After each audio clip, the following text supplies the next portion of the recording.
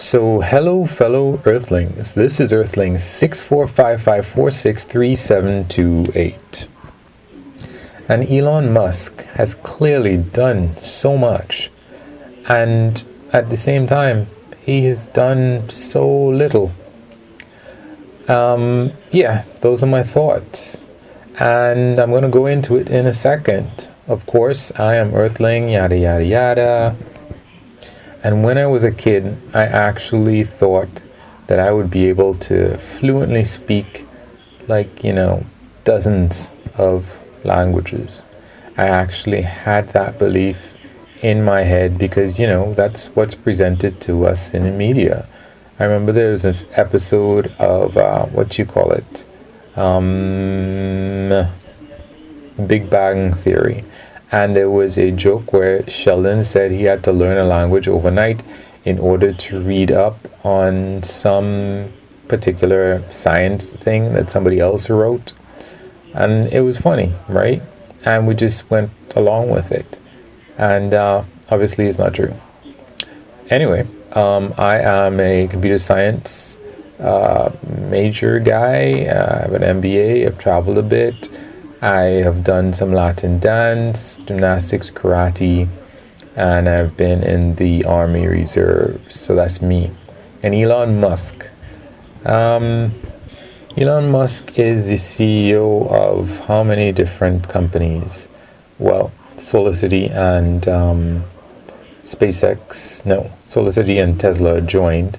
So it used to be CEO of SolarCity and Tesla and SpaceX, and on paper I suppose the Boring Company as well, though I don't think that's really doing much. And then I guess he's, what is the word? He gave the idea for the Hyperloop, and if I was anybody else, I would just really be completely in awe of Elon Musk, because you just have to look at one of these rockets from SpaceX landing. And it's something that you never thought you would have seen. I mean, I guess it's getting a little bit old now to see rockets landing like that. But still, it's something amazing. It's out of a movie, but it's real life, And he's coming out with, sooner or later, hopefully, with a self-driving car that's going to take you from point A to point B, a self-driving electric car. He's finally managed to do what nobody else has managed to do, have a successful car company come out. I don't know if you would have seen some of these documentaries or television shows about other people who tried to come out with car companies like Ford or Chevrolet or something like that. It is really, really hard to have a car company, number one, and to have an electric car company, that's amazing. And I think he said that he released all of the patents that he had for the electric car company for Tesla so that anybody can use them. That's just completely amazing. So he's totally, on the way to getting us off of one of the biggest consumers of greenhouse gases, which is, transportation, automotive vehicles. And that is amazing. That is really, really hands down amazing.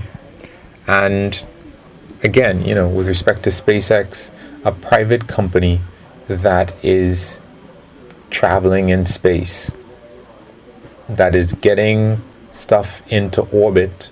That's not like NASA and not like, the Russians. They have their system. Just a guy, a regular, American guy who built a company that managed to do something amazing.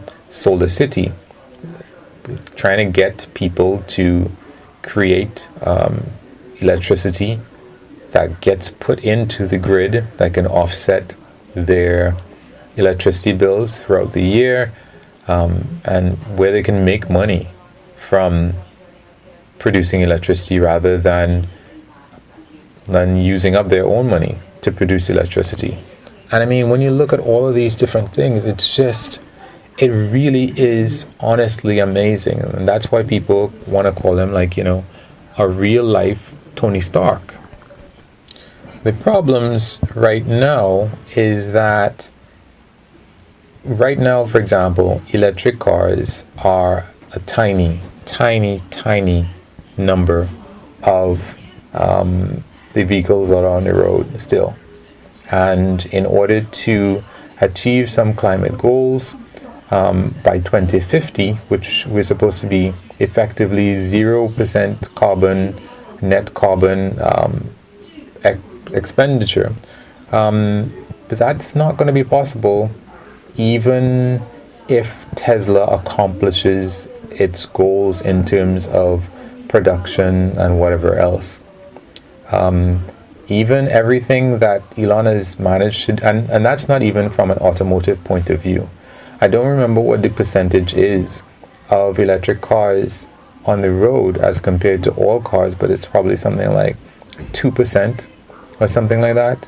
So as everything, as amazing as it is that Elon is making these leaps and bounds in terms of creating gigafactories all around the world, in terms of, even trying to make advancements in the battery, in terms of the self-driving car to help more people, or to get more people interested in having a Tesla and running off of hopefully clean electricity that is derived from solar power.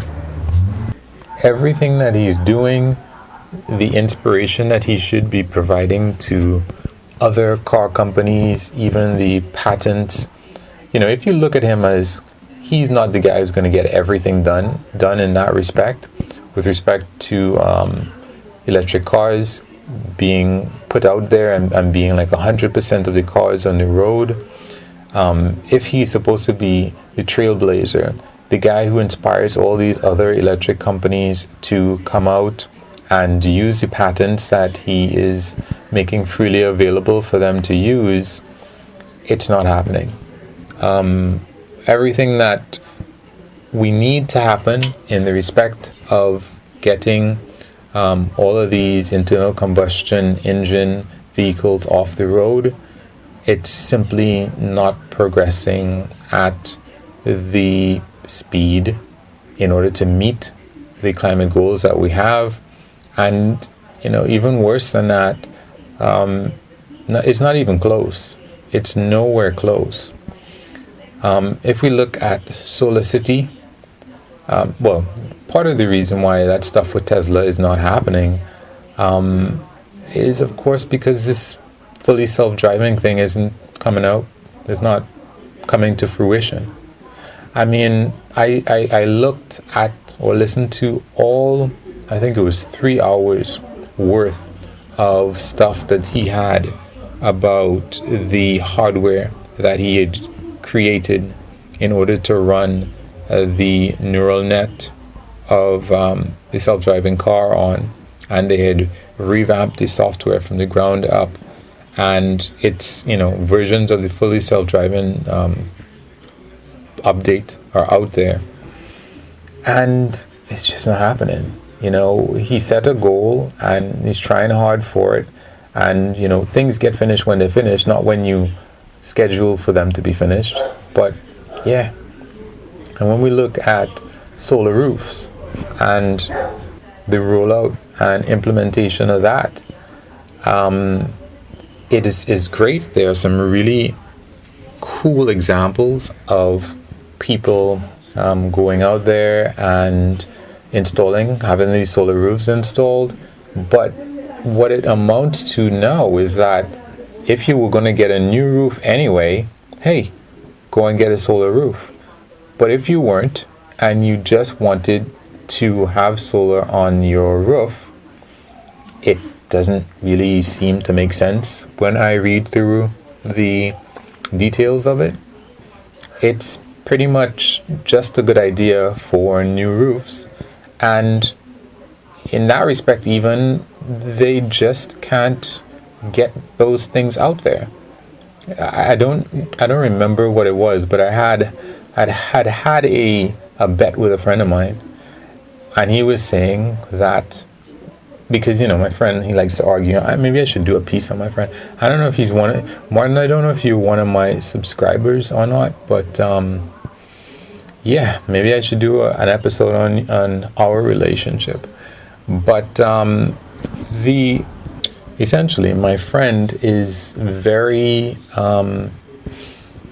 he's a true believer, and I provide all of this different information about, hey, these things are not happening.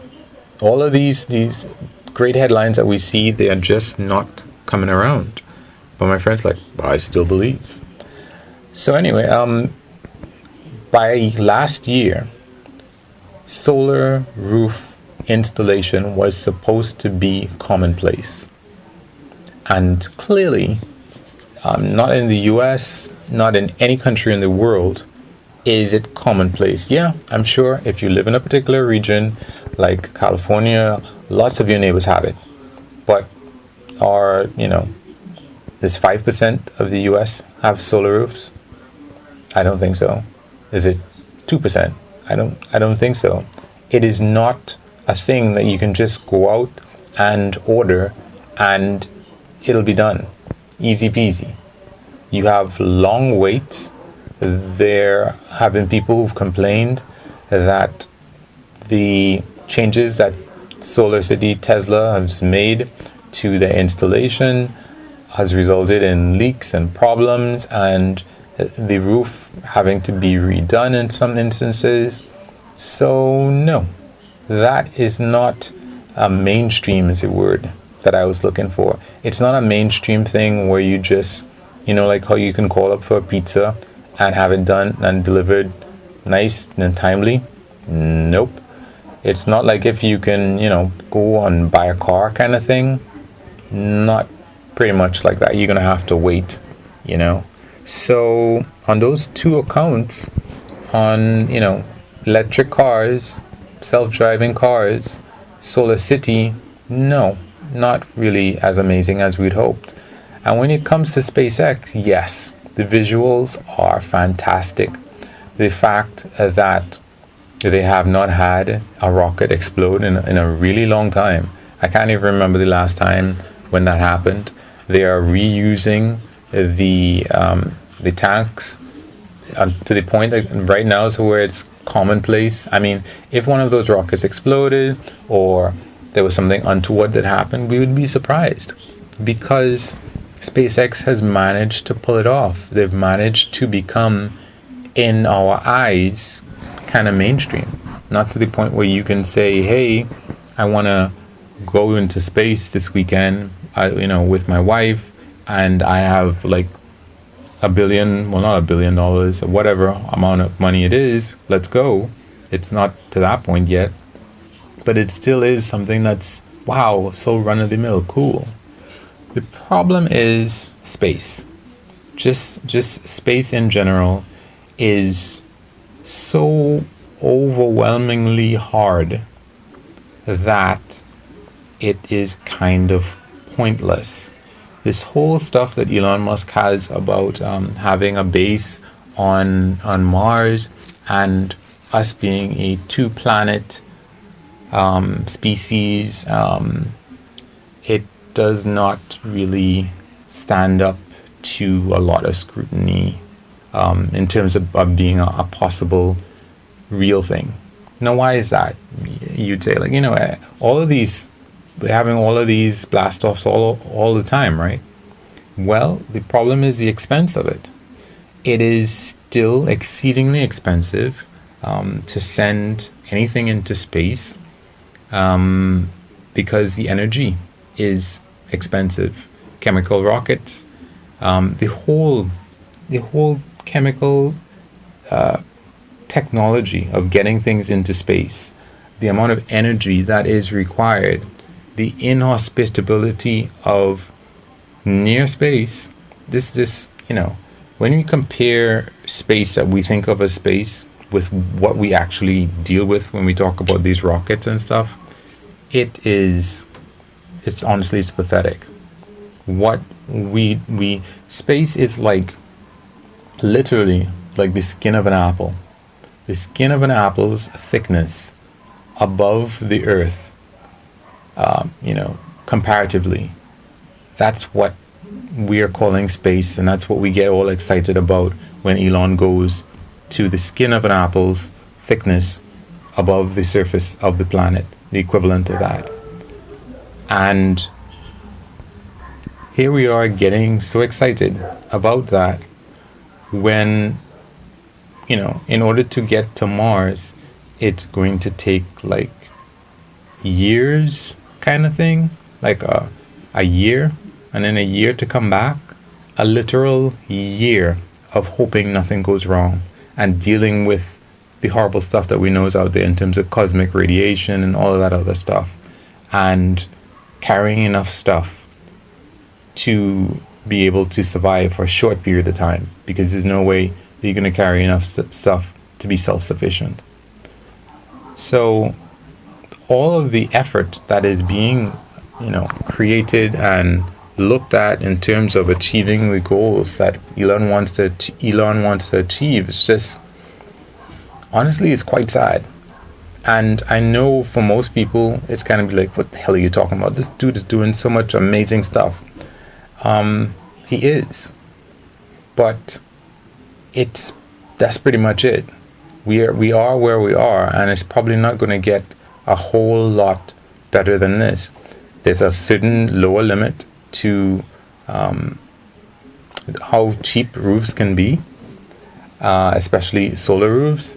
There's a certain, even if you have electric cars, you can only make them so fast. And in order to ramp up to the capacity of the internal combustion factories and infrastructure that we have, that's not going to happen in any time soon. Fully self-driving seems to be a lot harder than Elon thought. I think in some instances, some of his promises, they were like 5 years ago. So it's a lot that has been done, and yet, especially when you look at SpaceX, it's like chemical rockets are just not going to cut it. And even if it's not chemical rockets, even if it's just anything, the amount of energy that it takes to get off of Earth, it doesn't make any sense thinking that we will anytime soon, with the amount of energy resources that we have, be able to set up some other colony, some other place. Anyway, that's me. I'm talking too much. I don't know that this is a very exciting topic for anybody, but it's interesting for me. Feel free to like, comment, subscribe, hate, any of those things, the same way you would want somebody to do if this were your stuff. Have a good one. Peace.